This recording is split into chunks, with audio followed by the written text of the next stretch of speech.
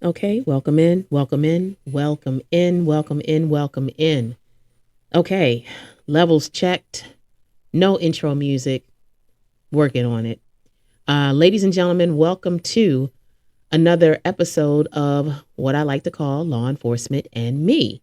I am your host, I am Miss Carmen, and we are the premier, I like that word, we are the premier podcast that talks about law enforcement from a civilian perspective.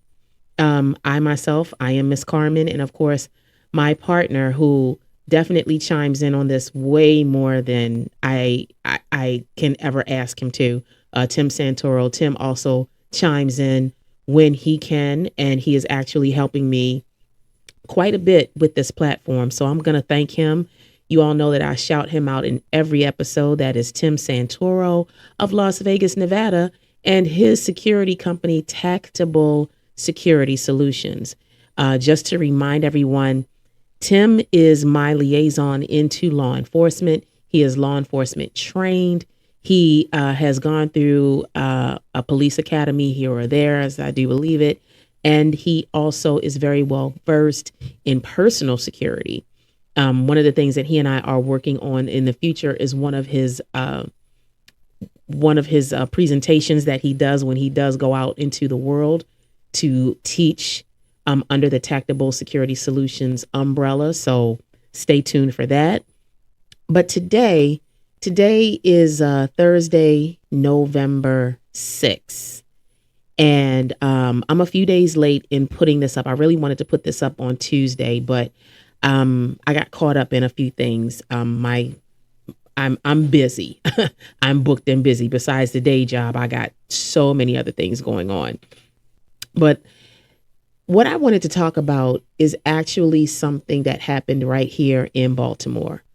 Um, in a few episodes back, I delayed posting because I was having so much difficulty with my family with regard to this Law Enforcement and Me platform. And it took quite a while and a lot of reflection before I was comfortable with really going forward with this platform. Um, I am from Baltimore. I've lived many, many places across the country. I did a temporary duty stint for the Air Force way back in the 80s overseas.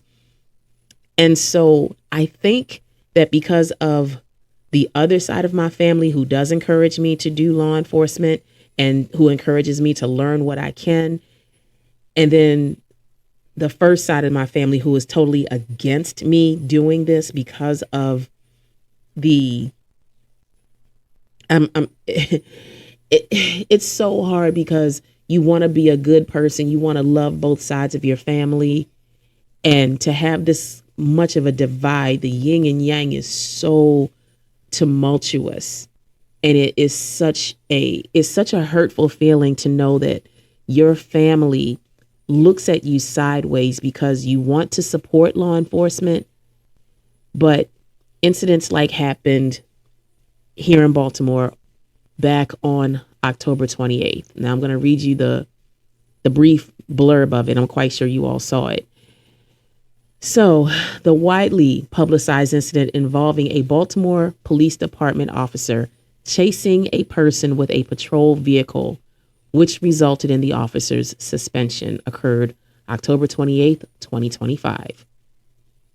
A video of the incident, which went viral, showed the officer, identified as Robert A. Parks, pursuing a pedestrian through a street, across a grassy field, onto a sidewalk, and into an alleyway where the patrol car ultimately crashed. The officer was suspended immediately following the incident, and an internal affairs investigation is currently underway. Baltimore Mayor Brandon Scott, Police Commissioner Richard Worley both expressed deep concern over the video, stating that the officer's actions were, quote, disturbing but alarming, and not how we expect our officers to behave, end quote. Now, I, whew, I have watched this video, I know at least 20 times. And I talked to Tim a little bit about it, and let me just let you guys know that after I talk about this, Tim and I, we have different schedules. So Tim is going to add an editorial to the end of this episode after I record mine. Tim has had an opportunity to watch this video as well, but I think I'm glad that he did give his insight into the incident because he is the law enforcement liaison for this podcast. But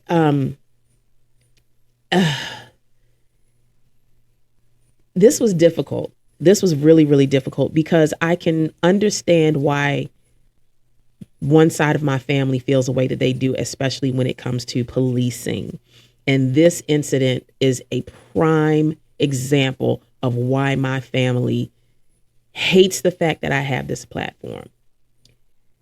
The one thing that I really wanted to do, since the inception of this podcast, I have been trying and fighting and trying and begging and pleading and begging and crying, trying to get individuals that are law enforcement to come on this podcast and share themselves and share their experiences with me. The pushback that I always get is because there is a media relations associated with each department. Baltimore City has its own media relations. The Maryland State Police Department has their own media relations, as I've tried to pursue outside of the Baltimore metropolitan area, including Washington, D.C. and a few other places. I still run into that roadblock of media relations will not allow me to be on your podcast. That's what I always get. And so when this incident happened with Officer Parks the other day, I immediately wanted him on this show. I wanted him on this show because I wanted to get into the mindset of why he felt as though that was the appropriate thing to take. So I imagined that, I'm sitting back here all this week, just imagining me sitting here and Officer Parks sitting across from me. And I would ask him, Officer Parks, why did you think this was the best decision out of all of the options you had and out of all of your training? Why did you think that pursuing this individual with your vehicle, with your 10,000-pound vehicle, was the best option for you? And I'm exaggerating on the weight of the car, but it's still more than 1,000 pounds. It's still over a ton. And so as I imagined this, I imagined him coming back to me and saying, I didn't think of it was the best decision. It was just a decision that I had to make to keep things from getting worse. I can hear that. I can hear that from a police officer's standpoint. He's making a decision. He's pursuing something. He's got something on the radio that comes across that says, be on the lookout for, or, we have suspects in the area, that kind of thing. But I'm still trying to get into the mindset of why you felt as though this was the right decision to make. I also thought that, was it about self-control? Did he lose it? In previous episodes, I have talked about how police officers have to go to this call, to this call, to this call. And with each call being different, what may have happened and what may have been the most terrible thing a person could have ever encountered, he still has to get back out there and get on and patrol. So because he has to get back out there and patrol, his mindset may not be what you and I want it to be on that second or third interaction. So when I think about me talking to Officer Parks, I think about him saying to me, you know what, Carmen, this was about survival. Surviving what, though? Because in that video, there was nothing but one individual with a telephone in his hand so that he could record the incident, which the individual had his right to do. And then the other individual who all he was doing was kind of mouthing off. What did you pull me over for? He never asked what his probable cause was. And we don't know what the probable cause was because it wasn't on the recording that's been associated in social media. But we don't know what exactly went down. We don't know what transpired. So where was the survival mode? So I know that officers, and correct me, Tim, if I'm wrong, officers get trained sometimes to hesitate. But What happens if they hesitate? And I'm thinking to myself, as an untrained person who likes to look at these videos and likes to watch, On Patrol Live as much as possible, what could go through an officer's mind to cause hesitation that his survival mode would click, but he's getting into the vehicle, starting up the vehicle, putting it in drive to purposely run an individual down? Now, I also think about the word control, because I know a lot of times when I'm listening to the police officers, when I'm watching the television shows, they talk about how they have to control the situation. Where and what transpired to where he felt as though him getting behind that vehicle was gaining control? So again, in my mind, I'm role playing here, and I'm role playing for this episode all week long. If I had Officer Parks in front of me, what would I ask him? So I thought about, was there something when he spoke to this individual that was just his breaking point? I mean, he may have run into this individual. He may have had this individual, as a suspect in previous incidents. We don't know. I don't even think in my research, I even came across the name of the gentleman that he actually was chasing. But what was the breaking point? What was it, Officer Parks, that happened in your mind that you said, I cannot take it anymore? And you purposefully, in your mind, took it upon yourself to get into this vehicle, to start this vehicle, to put this vehicle into drive, and aim that vehicle in high speed to chase down an individual. What was the breaking point? Was it fear? I didn't see any weapons. Was it fear? Was it the fact that you were a police officer and you felt as though you were being disrespected? Was it that? Where the control was lost at that point? Am I right? Or am I looking at this way too much as a civilian? Am I looking at this way too much as someone who has been on that corner, as someone who travels through this city, as someone who interacts with Baltimore City police officers because she has a secondary job that she does have to go and meet police officers in her work? What was the frustration? What was the breaking point? Going back to the original question of how did you lose control? Were you just emotionally done? Was it the previous call that you had? It's just so many dynamics that I'm trying to figure out in my mind. What can possibly justify that person to be run down by a vehicle? Now, I'm also thinking in my head, okay, you may have just come from another call. You may have run into this individual numerous times. You probably know this individual by name, the other guy by name. They're probably tired of having interactions with you. You're probably tired of having interactions with them. Was it exhaustion? Were you just, Officer Parks, were you just fed up at this point where you just couldn't take it anymore and you felt as though something had to have been done?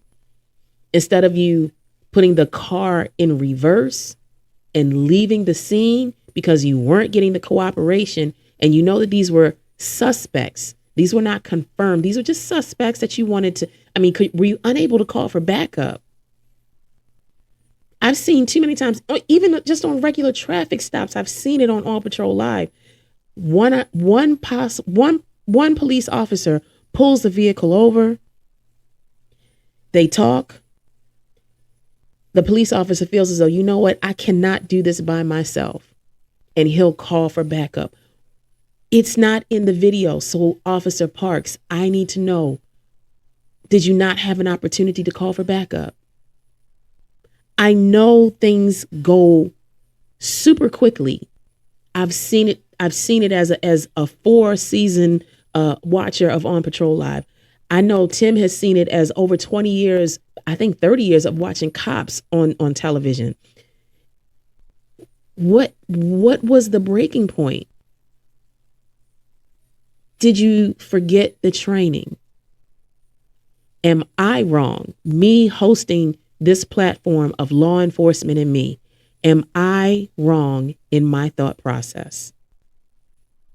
And then finally, as I'm having this scenario in my head this week before I decided to record tonight, I sat there and I looked at the imagination of, in my mind, Officer Robert Parks in front of me. And I said to Officer Parks, what punishment, if any, do you think you deserve for this? And in my imagination, Officer Parks just looked at me and said, I don't know. This is just me playing out a scenario in my head. If I had the opportunity to meet, talk to, sit down with Officer Robert Parks and ask him about his course of action and ask him, what is exactly do you feel as though your punishment should be for this? Where do you feel as though you are accountable? What do you need to do? And this is the platform for this. This scenario is exactly why Tim and I came up with this concept. Tim's law enforcement, I'm not. We talk all the time about law enforcement. I'm a civilian. I'm not trained. Tim is trained. That situation with Officer Parks and that individual right here in the city of Baltimore is the exact reason why this podcast came to be. That gentleman, he may be a suspect in other crimes. He may just be an individual who looks like someone who is suspect of other crimes. You know, a lot of these kids, because of the fashions of the day and the streets and how things are, if they're dressed a certain way, suddenly they're suspects. So from a law enforcement point of view, what made you stop this individual? What was it that came over the radio that said to you, you have to stop that individual?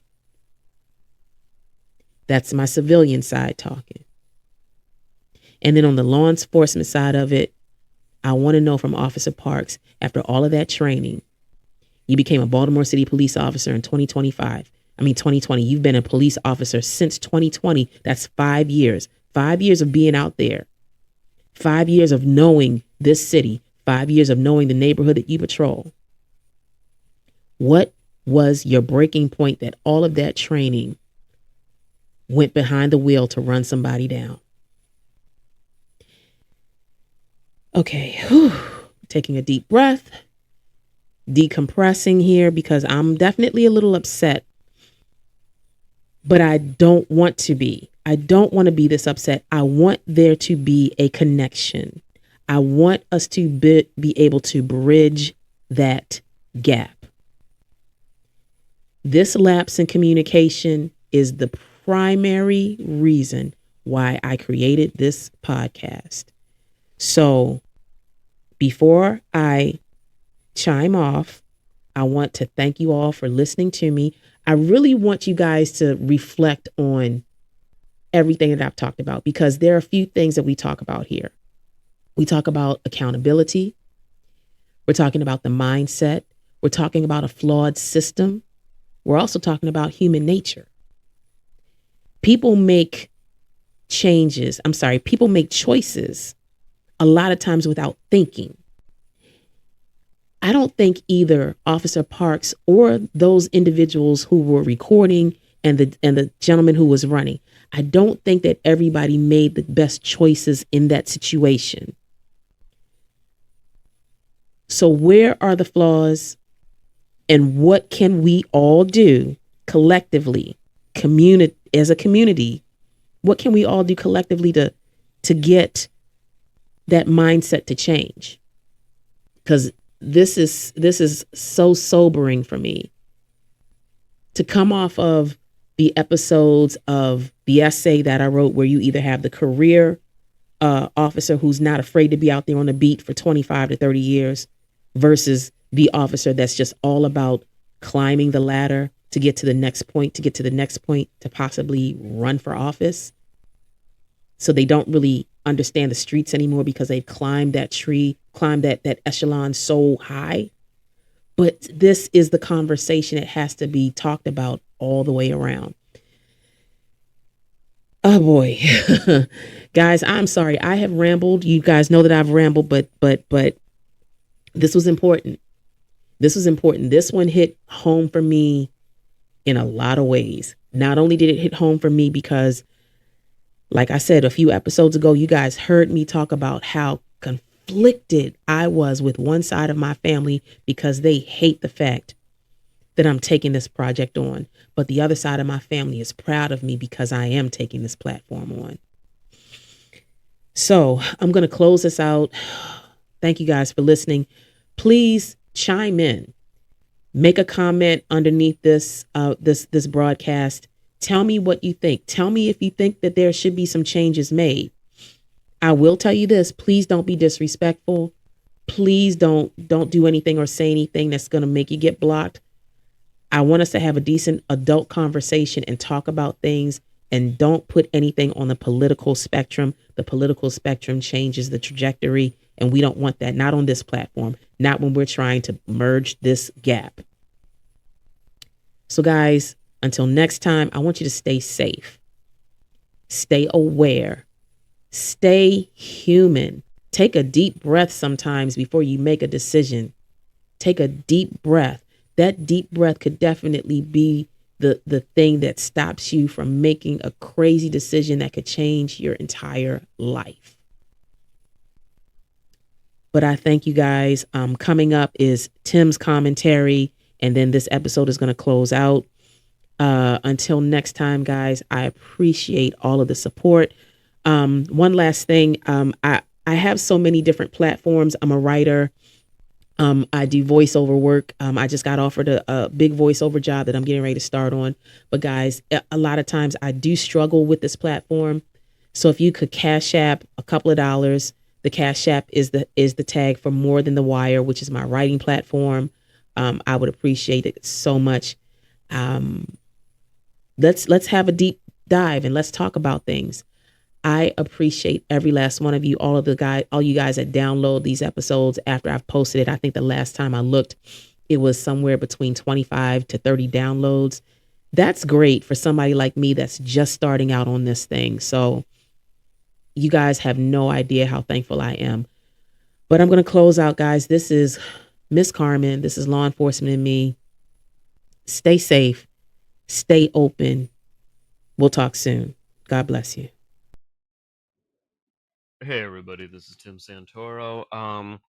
So Carmen and I are putting together the next episode where we're gonna give you some great content, give you information about situation awareness and personal safety. So give everybody some tools to go ahead and keep themselves safe. In the meantime, she asked me to do this quick little editorial about a situation that happened actually in her hometown of Baltimore, Maryland. Happened on or around Tuesday, October 28th. Some of you may have seen it. It was a pretty popular story in the media. It involved a Baltimore police officer, excuse me, by the name of Robert Parks, who was caught on civilian video, cell phone video, pursuing a what we believe to be a suspect, BMA, black male adult, through a vacant grassy field in a residential area in Baltimore.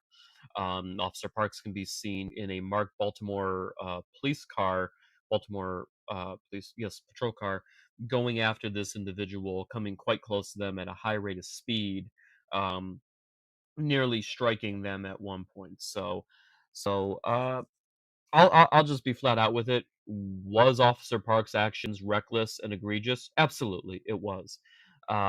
There's no reason that should have been happening. I don't know why he was pursuing that suspect, and that's what I think the important thing to point out is that, especially with a lot of videos like this, everybody likes to go and make judgments. We don't know who this person is that he's chasing. Could this be an innocent person that was just jaywalking or maybe even doing nothing? Yeah, that could be a case. Could it be somebody that just killed 5 people or killed an old lady and a nun and a baby? Once again, that context changes everything, but the fact is the public and everybody who is not Officer Parks and everybody who's not the Baltimore Police Department is not purview to that information. So we don't know. We can only look at what we see. What I can see from my research, and I just want to preface this by saying I did all my research from actual news sources, CNN, and a couple of news outlets in Baltimore, is where I got my facts. I don't get my information from social media. I don't get my information from cop watch sites and things like that. I don't go by opinion. I go by fact. Was this individual running through a grassy field in a vacant grassy field in a residential area of Baltimore? Yes. Was Officer Parks in a marked patrol vehicle driving through this field in the direction of this individual at a high rate of speed? Yes. Was this recorded on cell phone video by a citizen? Yes. That's all we know. Those are the only facts that are pertinent to us. We don't know what was going through Officer Parks' mind. We don't know why he was pursuing this person. We don't know why the person was running, what the person was charged for, who this person even is. And as a matter of fact, until recently, we didn't even know who Officer Parks is. So you've got to judge things by facts. People like to judge things by emotion and assumption, and I say this all the time.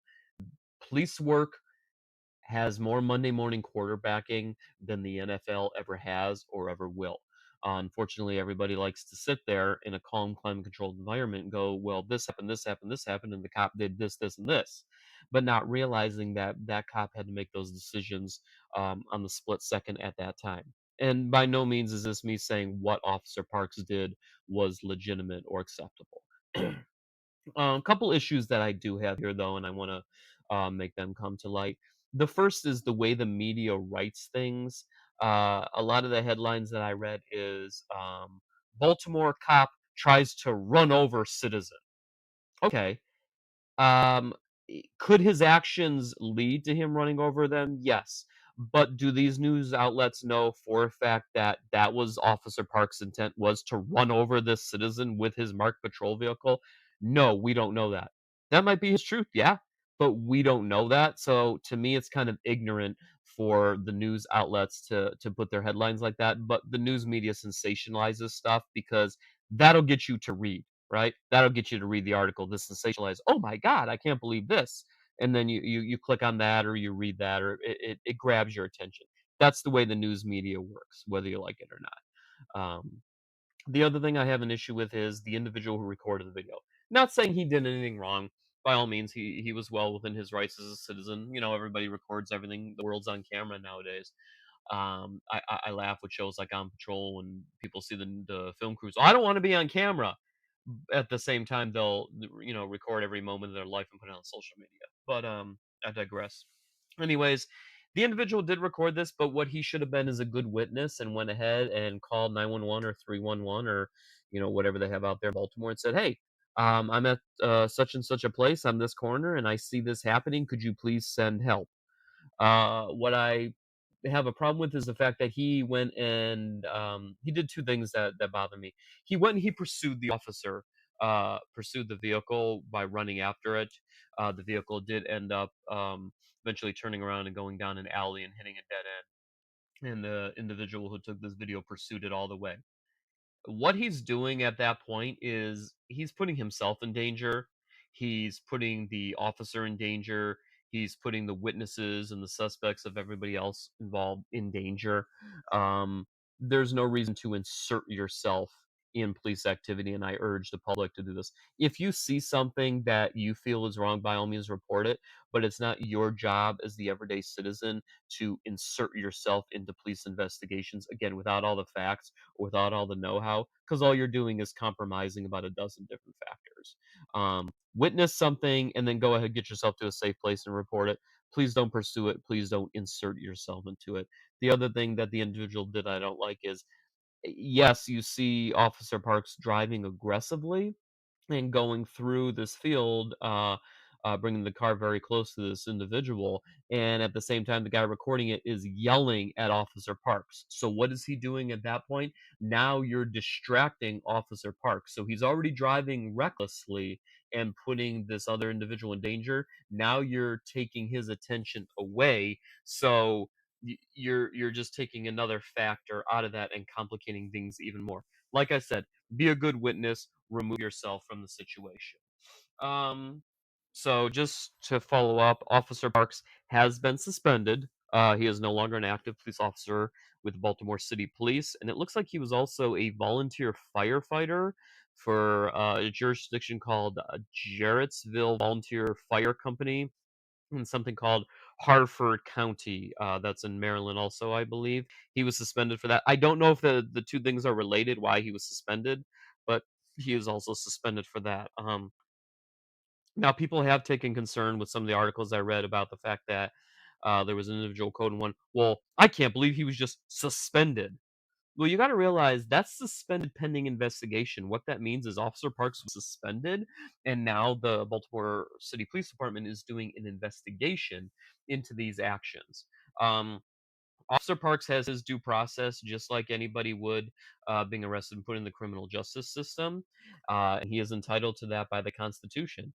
If they find out that his actions were egregious and they were wrong and the facts show and support everything, then by all means, more than likely, he will be terminated from his position. And the district attorney out there in Baltimore may very well go ahead and file charges on that. I don't know. It's not for me to say or make a determination on, but Officer Parks will have his due process just like anybody would in the criminal justice system. So just remember, suspended doesn't mean a slap on the wrist. He's suspended pending investigation. I think that's optimal to just under investigation and still out there. So if he is this rogue cop doing these actions, at least he's off the street while this investigation is happening. Um, the last thing I want to leave you with is just please realize that Officer Parks is an individual, okay? He is one man. His actions do not paint, well, unfortunately they do, but his actions should not paint the other 800,000 police officers and 18,000 police agencies in this country with the same brush, right? Officer Parks is one person. That doesn't mean all 800,000 cops are doing the same thing. And that doesn't mean all 800,000 cops with a badge are agreeing with Officer Parks did. I guarantee you, when anybody with a badge sees this and sees actions like this or what happened in Minneapolis 4 or 5 years ago, no cop looks at that and agrees with that and thinks, oh, that's fine. Why? Because that just makes their job harder. It makes the respect that they need from the citizens harder, and it makes serving their communities harder. And now all 800,000 officers, even though it's not fair for them to be painted with that same brush of the dumb mistakes that Officer Parks made, they now carry a little bit of weight of what he did in their day to day when they go out and they encounter the public, and anybody has soon seen that video. So, um, like I said, we'll wait for the facts to come out, but that's where it stands right now. Officer Parks, you made a reckless move, buddy. I don't know what else to say. I don't know what was going through your head at the time. The authorities will go out there in Baltimore. We'll go ahead and figure it out, and we'll move forward as a society and go from there. But coming soon, we're gonna have good situational awareness coming up for all you guys, and our special guest is being booked, and some great content coming forward. So thank you again for listening, y'all.